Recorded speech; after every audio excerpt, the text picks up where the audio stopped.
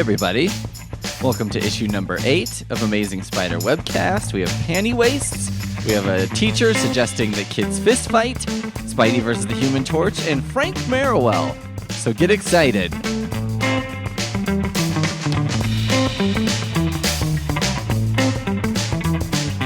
climbs a tree just like a vine. Look out! Here comes the Spider-Man. Well, welcome to this issue number 8 of the Amazing Spider Webcast, where we're covering issue number 8 of the Amazing Spider-Man. See how the numbers worked out? Isn't that smart? This issue is kind of a two-parter, or a one-parter divided into two because they didn't have enough content. I'm not sure. But it's a special tribute to teenagers issue also. I don't really know why or in what way it is, but here we go. You know, let's cut right to the school. So these kids are at school, and basically these two mooks wheel in this huge robot, and a scientist is there who looks like fucking Vincent Price, and he's telling them about this amazing robot he's made. Now this robot, called the Living Brain, is so shiny, it's like straight out of a J.J. Abrams movie. There's so many ding, bing, ding on his head that it's unbelievable. And while these kids are witnessing this scientific marvel, Flash Thompson smacks Peter Parker and his glasses break. And Peter Parker's like, I'm tired of pretending to be a panty waste to conceal my real identity. And I don't need those specs anyway. So I guess this is the death of the Peter Parker Spidey specs. There's a milestone in every issue, is what's important here. So these two idiots who wheeled in the robot, of course, are like, hey, maybe we could, what did they want to do with it? They want to use it to figure out who would win horse races, because it's like you can put data into this robot and it can figure out anything. So they're like, duh, let's get it to win horse races for us. That's a good idea. These are the kind of things they do in these comics, right? They have to like steal a thing, but it's like, well, no one's going to believe they just want to steal it. They have to take it and then have something to do with it. And it's like, okay, how about they'll just fucking, I don't know. They'll just make a horse race thing. Oh, okay. That sounds good. So during this whole presentation, they have this whole presentation by what is basically the Steve Jobs of the time. And he's like, you can put data into this and it'll tell you anything. So they're like, guys, let's put everything we know about Spider-Man into here. And then it'll tell us who Spider-Man really is. And so Peter Parker's there like, oh, shit. So they put a bunch of shit into it to see who it really is. It spits out a piece of paper. And unfortunately, and then their teacher, who's wearing a lab coat for some reason, is like, well, good news, bad news. It spits out all information as just a complicated mathematical formula in code, so you'll have to translate them overnight, and for some reason Peter Parker has to do that. They're like, listen, bitch boy, you're going to translate this overnight, okay? And so he's worried about it for whatever reason, but I don't know why. Because it's like, what's going to happen? Some other student's going to decode it? He's the only one who can I bet the teacher can't even do it. The teacher's like, you need to take that home and decode it, okay? Flash Thompson, though, is like, give me that. I'll do it. You're too weak to guard this paper or whatever. And so then the teacher finally steps in and is like, I've had my eye on you two for a while now. If you both are such enemies, I suggest you settle your feud once and for all in the gym. So basically what this teacher has suggested is like, you know what? I'm sick of you guys like sniping at each other. I think it's time for you to just punch each other. I think it's time to just go balls out and start punching. And they're like, all right, let's do it. Now this is like such a of the time thing, right? Like can you fucking imagine if you heard that today? Oh yeah, this teacher suggested these kids who are fighting each other all the time, like always, going after each other. He's like, all right, here's boxing gloves. Here's a boxing ring, which we have at our school for some reason. And just punch it out. You would be the craziest teacher who ever lived. But That's not how it goes in the comics, in the time. So basically, they put on their boxing gloves. Everyone's like, boy, this is going to be hilarious, Flash Thompson. And there's like one dude looking at Peter Parker who's like, Jesus, nobody's rooting for him. That's too bad. I wish by some miracle that he could, but no, he hasn't a chance.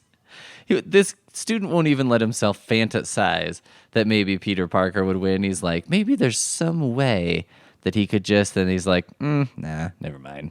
Fuck that. So, they fight, and Peter Parker's kind of trying to dodge him and stuff, and then he just sort of half-assedly punches Flash Thompson and just fucking knocks him right out of the ring. Pretty great art of Flash Thompson's, face when he gets punched and he's flying away. And so, meanwhile, while they're punching each other, fighting in the boxing ring, we have these two dum-dums who are trying to steal this robot. They're pushing it around, and then of course, Professor Nerdo comes in and is like, "Hey, where are you going with my brain?" So then the one guy just punches him in the face, and then they bump into the living brain robot's control panel, and it starts rolling around, and its arms are all on balls. The joints are all spheres. So it just starts swinging its arms full speed with these heavy balls on the end. So basically, it's got these do you ever have a foxtail when you were a kid? That thing that has a ball and you swing it and you try and catch it on different parts of the tail. And there was a soft one and then there was a hard one. It's kind of like that, except a steel ball, right? Now, why a living brain would need arms that seem to only be good for swinging and bludgeoning someone, I don't know. This is a constant issue when it comes to robot design in film and whatever. It always goes like this. They're like, we need a robot to, let's say, harvest corn. And they're like, okay, well, it should probably have the strength of about 50 men. It should be impenetrable to bullets. EMP should have no effect on it. All these things. And then you're like, whoa. Maybe we should just make them about as strong as a person or half as strong and make twice as many or something. I don't know. Maybe we should build in something that makes them stop working. Hey, let's build Terminator robots. What should those look like? Oh, they should look like a human skeleton but scary as fuck and with piercing red horror eyes. Anyway, we cut back to the boys. They're fist fighting. And then, someone's like, oh, my God, the brain's out of control. And Flash turns to look at whoever's yelling right when Peter Parker throws a punch. So basically, he just knocks him flat when he's looking the other way. So everyone's like, boo, you cheated. You knocked him out or whatever. So then Peter Parker's carrying a passed out Flash Thompson to the locker room. And Flash Thompson's got this smile on his face, that sometimes they had. For some reason, when you got knocked out in old cartoons and stuff, they would just have this goofy grin. But he looks fucking dead. It kind of reminded me of his death here. His look of death reminds me, of if you ever played any of the Batman games, Arkham Asylum or Arkham City, and you'll jump off of a 12-story building and plant both feet right on a guy's neck and just kick him full force. And, it's got this little thing that's checking his pulse, and it's he's passed out, and it's okay. That seems likely. You punched this guy. He fell off of a balcony 4 stories onto a metal ground, and it's he's fine. He's probably fine. And you're like, yeah, I don't see why he wouldn't be. That's cool. So anyway, now it's time to fight the human brain, and they're at the school. Spider-Man swings into action. There was one part I noticed he was on the ceiling, and I was just thinking oh, he must have gone to a lot nicer schools than I did, because I don't think I ever went to a school that didn't have a drop ceiling. I was like, Spider-Man must fucking hate the drop ceiling. He must be like, goddamn drop ceilings. It's just these shitty panels. They just break in half, and then you just fall down. So anyway, he's running around. He tries and makes a door, all this kind of stuff. All the teens It's very noticeable, like Spider-Man. Like, maybe that's why this issue is the tribute to teens. I don't know. We're going to have to find out a little bit. But all the teens are like, yeah, get him, Spidey. You know what I mean? So anyway, he's running around trying to stop this fucking robot. There's a classic where Spidey's standing in front of a door, and the robot comes through the door, and the door collapses on top of Spider-Man, and then the robot rolls over the door, you know? So he's like stepping on it. It's like some Scooby-Doo kind of thing, you know, where there's like a quote-unquote ghost. And then they bust down the door and run over the door with the ghost underneath it, you know? And it's like someone runs over and the ghost then starts to get up, and then someone else comes over, and it just keeps happening. And their damn dog, too, or whatever. Classic comedy, because the robot goes over, and then those two dum-dums who activated the robot come running over right after, right when Spidey's starting to get up. It's perfect. Perfect comedic timing. So anyway, Spidey's trying to figure out how to stop it. He webs it. He webs it this way and that way. It's also kind of like, I didn't even think about this, but I think Arkham Asylum, you fight Mr. Freeze. And you have to use different moves to hit him every time, because then once you use a move one time, he's like, I've learned your moves, Batman. And then you have to do something else. And the robot's like that. He can only try something once, and then the robot learns what he did, and he can't stop the robot that way. But any of you sci-fi fans, we all know the real way to stop any robot, and that is fucking stairs. You take him over the stairs, you swing him out a window or some shit, and then, I don't know, swing him back in the window and turn him off. It's weird. So they just kind of swing out the window, come back in, then Spider-Man deactivates the robot somehow. And then the two dum-dums are running away. Flash Thompson wakes up in the locker room, and they basically trip over his prostrate form. And everyone's like, hey, Flash, you saved the day. And then they start saying, you know, you're the only one we didn't see when Spider-Man was around. Maybe you are Spider-Man.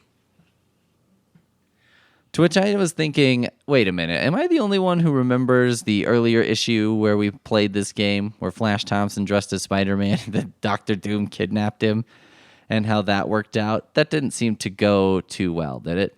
Because even Peter Parker gets in on it. He's like, I just realized, Flash, you're the only one who wasn't there while Spider-Man was fighting the living brain. And you tried to get the brain's answer to Spider-Man's identity away from me. It all ties in, doesn't it?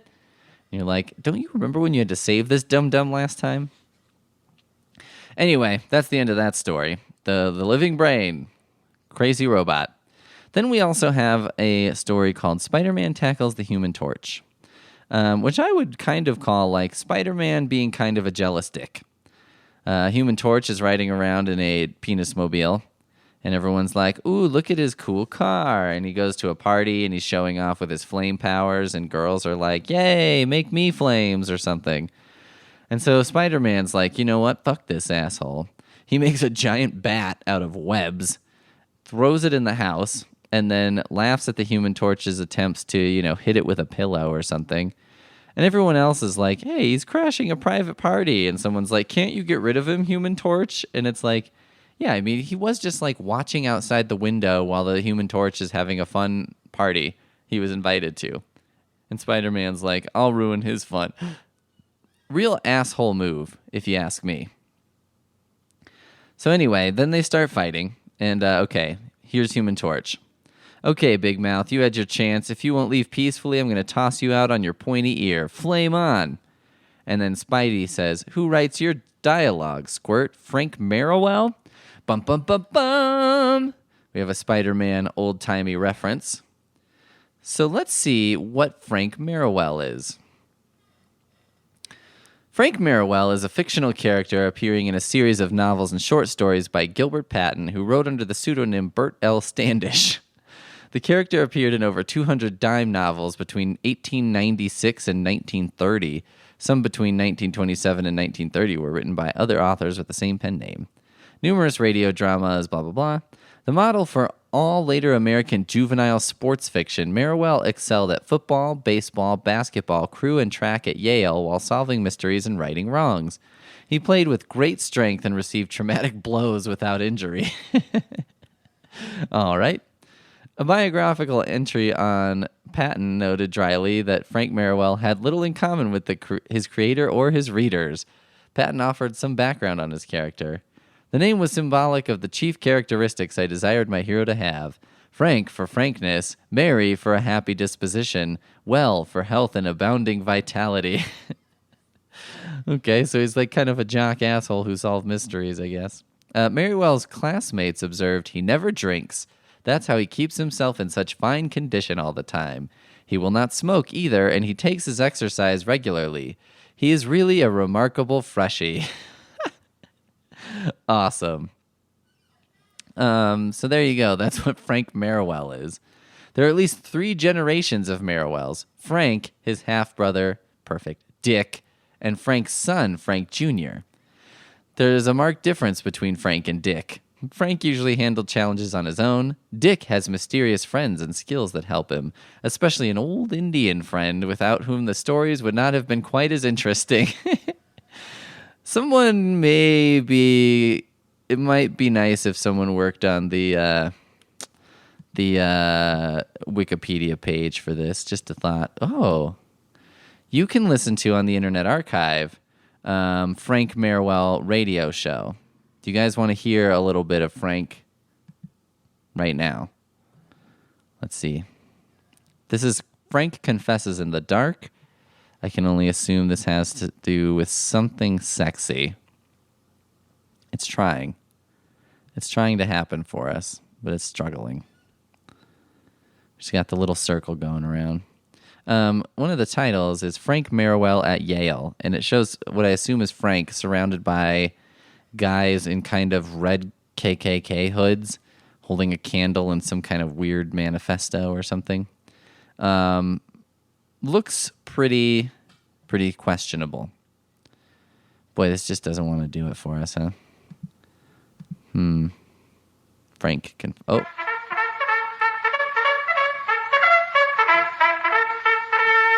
Sounds perfect. The Adventures of Frank Merriwell. Tonight's episode, Frank Confesses in the Dark. Frank Confesses in the Dark. 3 o'clock in the morning. That must be the time when Frank makes his confession. We don't have to wait that long to hear about it, however, because it's in tonight's episode. These exciting adventures of Frank Merriwell are brought to you 3 times a week by the makers of Dr. West's Double Quick Toothpaste. The toothpaste that cleans your teeth sparkling and white in just about half the brushing time and never scratches the enamel. And I suppose you've heard what the makers of this fine toothpaste want to send you as a gift. You haven't heard? No one has told you? Well, then I'll tell you. It's a little pet, a live pet, mind you, that scoots around so fast they call him a racer. It's a racing turtle. That's what it is, about as big as a minute. Only... So, I'm selling toothpaste, and in order to get you to buy my toothpaste, I'm going to send you a turtle. A racing turtle. Whatever the fuck. I wonder when people read these old-time radio, like if these offers seemed as ridiculous then as they do now. Like the guy reading it was like, what the fuck does a turtle have to do with anything? And then they're just like, just do it. An inch and a half long. That's why you can have so much fun with him and why he's so easy to take care of. Now, I know that you certainly will want one of these little racing turtles, and I'm going to tell you later on just how to get one. Boy, isn't that a dandy gift? Yes, sirree. Well, let's go back to Frank Merriwell's last adventure. I'll give you that. Where we left it. In a bad spot, I'm afraid. You see, Frank has always been a model student at Fardale Academy, but the last we heard of him, he was playing poker with a bunch of cadets who call themselves the Black Sheep. Now, playing poker isn't a very healthy pastime for young military students, is it? But this is the way it happened, how Frank Merriwell happened to get in with this crowd. Frank caught his roommate, Bart Hodge, sneaking out of their room sometime after taps, after they were supposed Christ, to be in bed. does this ever, like, go into, you know... Bart wouldn't tell Frank... I'm trying to skip ahead. I want to know, does this, like, ever go I somewhere? won't have to panhandle till my next allowance comes. Boy, wasn't that some sore? Plenty, and he had a reason. Maybe. It was you who broke his streak of luck, though. Luck? Yeah, sure. He's been lucky before this. Always won. You call it luck. Oh, I told you he was lucky. Lucky? Okay, well, there you go. Some of the other Frank Merriwell adventures on the Internet Archive include The Riddle of the Wrong Answers, The Big Top Adventure, which I assume includes Pee-wee, Mystery of the Iron Door, The Missing Mascot, The unreasonable aunt, A-U-N-T. The unreasonable aunt. I mean, that sounds like probably half of people's life story, right? Would you say your aunt is unreasonable? Yeah, kind of, sometimes. The ransomed football. The live ghost. Yes, there's a ghost. He's alive. Great. This will be great. Kind of one of the hallmarks of ghosts is that they're not alive, if I'm not mistaken. But what are you going to do? Okay, so back to Spidey. Spidey and the Torch have a fight. Basically, this is just one of those cool displays of like, oh, look at all their different powers, like a little showcase, you know. Human Torch makes buzzsaws out of flames, which looks very cool and is totally pointless, right? Because why would you need to make a buzzsaw out of flame? But that's fine. You know, Spidey fights Mr. Fantastic and the Thing a little bit. He makes some like bat wings to try and fly away. And then Sue Storm ultimately ends the entire fight, which seems to be something that began early in the Fantastic Four, was they were all like, okay, Sue Storm will let you guys play around with your dumb powers, and then when you're done fucking around, she'll save the day.